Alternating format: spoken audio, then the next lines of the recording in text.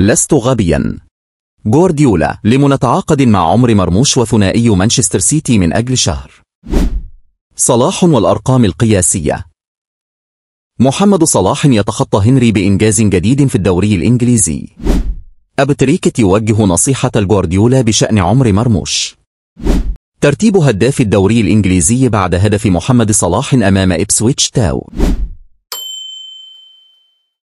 يستمر النجم المصري محمد صلاح جناح ليفربول الإنجليزي في تحطيم الأرقام القياسية، وقد حقق إنجازا جديدا. ويشارك صلاح في مباراة فريقه ليفربول أمام إبسويتش تاون بمنافسات بطولة الدوري الإنجليزي الممتاز. وسجل محمد صلاح هدف ليفربول الثاني خلال المباراة أمام إبسويتش بالدقيقة 35 من عمر اللقاء. وبهدفه اليوم تجاوز محمد صلاح تيري هنري نجم أرسنال السابق ليحتل المركز السابع في قائمة أفضل الهدافين على الإطلاق بالدوري الإنجليزي الممتاز. ويملك محمد صلاح في رصيده الآن 176 هدفا مقابل 175 هدفا للنجم الفرنسي هنري. وخلال 22 مباراة بالدوري الإنجليزي الممتاز في الموسم الجار سجل صلاح هدفه رقم 19 بالمسابقة، وساهم ب13 تمريرة حاسمة. أبو تريكة يوجه نصيحة الجوارديولا بشأن عمر مرموش.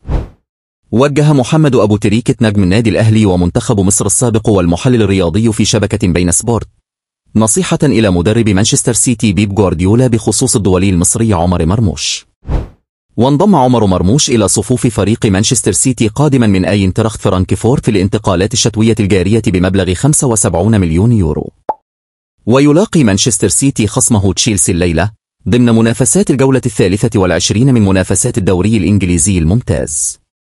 وتنطلق المباراة بين الفريقين في تمام الساعة 7:30 مساء بتوقيت القاهرة على ملعب الإمارات. وقال محمد أبو تريكة خلال الاستوديو التحليلي لشبكة قنوات غبي إن سبورتس: لا يوجد لاعب أفضل من عمر مرموش في مانشستر سيتي، وذلك عقب ما قدمته اللاعب في نصف الموسم بالدوري الألماني باستثناء إيرلينغ هالاند. وأضاف أبو تريكة: يطالب جوارديولا بإشراك عمر مرموش في التشكيل الأساسي، ولا داعي لإجلاسه على مقاعد البدلاء بهدف التأقلم وعملية التدوير. وأشار أبو تريكة: لقد شاهدت المران الأولى المرموش مع مانشستر سيتي، واللاعب لديه ثقة كبيرة في نفسه، ويجب أن يشارك أساسيا في أول مواجهة له كما فعل جوارديولا مع سافيو في اللقاء الأول ضد تشيلسي في الدور الأول. وأكد اللاعب المصري السابق: سافيو كان اللاعب الأفضل في الفريق آخر 4 مواجهات، واللاعب لم يشارك أمام إبسيتش وخاض نصف شوط ضد باريس سان جيرم، لذلك يجب أن يتجنب هذه المشكلة مع مرموش. وأفاد: مرموش لديه ثقة كبيرة وقادر على اللعب في جميع مراكز خط الهجوم، ويمتلك المهارة والسرعة والحس التهديفي، ولاعب ذكي ولا يوجد لاعب أفضل منه باستثناء هالاند. وأوضح أبو تريكة: مصر ولادة بجميع المجالات، مصر بلد المواهب، كل ما علينا هو منح الفرصة إلى هؤلاء الموهبين وستر النتيجة كما رأينا محمد صلاح وعمر مرموش لقد لعب في المقاولون العرب ووادي دجلة. وتابع: مصر تمتلك الأندية والمواهب في كرة القدم، لكن الأهم هو المتابعة. مرموش وصلاح هم أفضل سفراء لمصر في المجال الرياضي بالمستوى العالمي. وأنهى: نحتاج فقط إلى الحرية والدعم على المستوى النفسي والمعنوي، وصلاح ومرموش هما خير نموذج ومثال للاعب المصري، إذا أخذ الفرصة سيظهر أفضل ما لديه.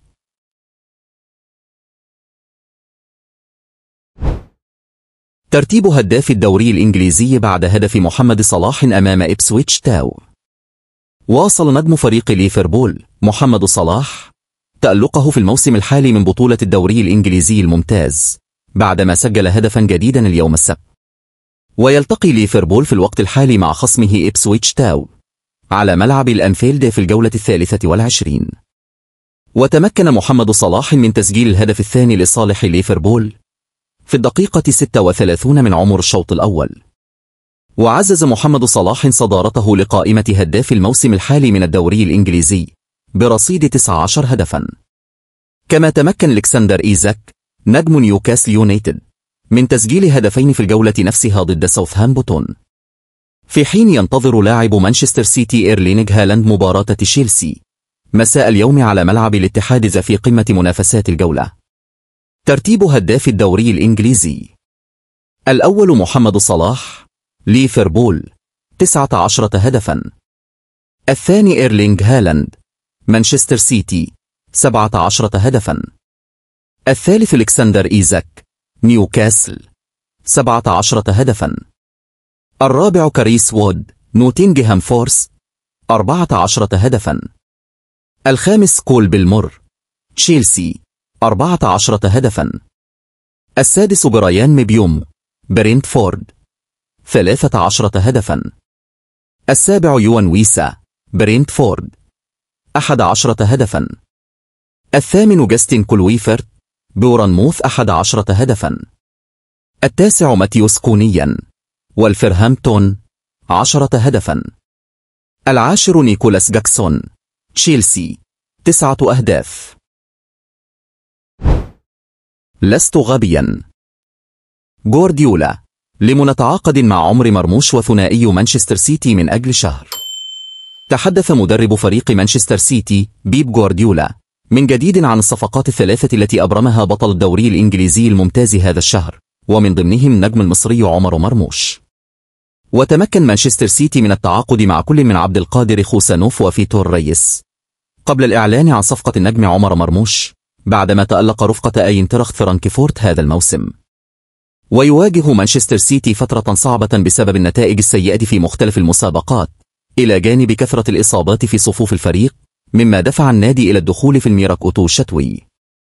وتحدث جوارديولا باستفاضة عن الأمر، حيث قال في تصريحات نشرتها شبكة السيتي إكسترا الإنجليزية: خوسانوف. حسنا، منذ بداية الموسم عقدنا اجتماعات مع المدير الرياضي وجميع المسؤولين في النادي.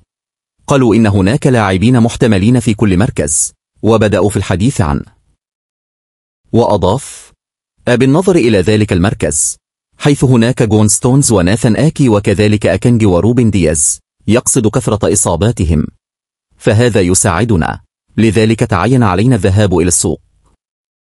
وواصل: أخبرنا المسؤولين أن هذا لاعب قابل للتعامل مع مثل تلك الظروف في السنوات المقبلة، لأننا لا نوقع مع لاعبين لمدة عام فقط، هناك سنوات قادمة هنا، ولذلك تعاقدنا معه. رأينا صفاته التي لم تكن لدينا أو لا نملكها، أنا واثق من أنه سيساعدنا. واسترسل: بكل تأكيد هو شاب، سيتعلم مثل فيتور ريس وعمر مرموش، هم يحتاجون إلى الوقت. بكل تأكيد من الأفضل دائما القيام بذلك في وقت الصيف بسبب وجود فترة الاستعداد للموسم، ولكن بقدر ما يتواجد ليدنا لاعبين جدد لديهم المزيد من الإمكانات من مقاعد البدلاء أو إمكانية اللعب كل 3 أيام، فهذا مهم بالنسبة لنا. وما إذا كان التعاقد مع الثلاثي المذكور متواجد في الحسبان خلال الصيف الماضي؟ قال: لا، السوق تطور، الأمر يتعلق باحتياجاتك. إذا كان لديك جميع المدافعين المركزيين في حالة جيدة ولائقين، فلنتعاقد مع مدافعين مركزيين، وهكذا. وأفاد: لقد قررنا الآن التعاقد مع هؤلاء اللاعبين بسبب المشاكل التي واجهناها طوال الموسم.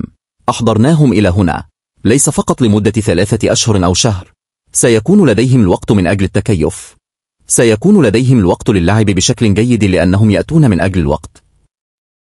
وشدد: سيساعدنا ذلك لأنه في المباراة الأخيرة كان لدينا 5 أو 6 لاعبين من الأكاديمية. للمنافسة كل 3 أيام تحتاج إلى لاعبين. أعلم أن الناس يقولون يجب عليهم شراء مرة أخرى. جميع الفرق التي حققت نجاحا يجب أن تذهب إلى السوق. قلت مرات عديدة إن أكبر الفرق في هذا البلد لمدة 2 أو 3 عقود تنفق أكثر من الفرق الأخرى. وأوضح: لا، في السنوات ال5 الماضية كنا في المركز 11 من حيث الإنفاق الصافي. في الموسم الماضي لم نكن كذلك لأن الفريق كان جيدا وكان يتمتع بحالة جيدة، كان ثابتا وصنع شيئا لم يفعله أي فريق على الإطلاق، الدوري الإنجليزي 4 مرات متتالية. لهذا السبب أنا الوحيد في ذلك النادي، وربما الوحيد في تلك الغرفة الرائعة وفي جميع أنحاء العالم الذي يعتمد على فريق بشكل لا يصدق. لكن لديك ظروف لا نستطيع التعامل معها، ونحن بحاجة إلى لاعبين. واستأنف: لن يكون لدينا أي شك أبدا بشأن هؤلاء اللاعبين أو هذا النادي أو ما فعلناه أو ما لدينا أو ما سنفعله. أنا أعلم لأن ما نعيشه تمر به كافة الأندية في أنحاء العالم. لم أتوقع أن أكون في هذا الموقف حيث هناك إمكانية للتأهل أو عدم تأهل في دوري أبطال أوروبا. في البداية لن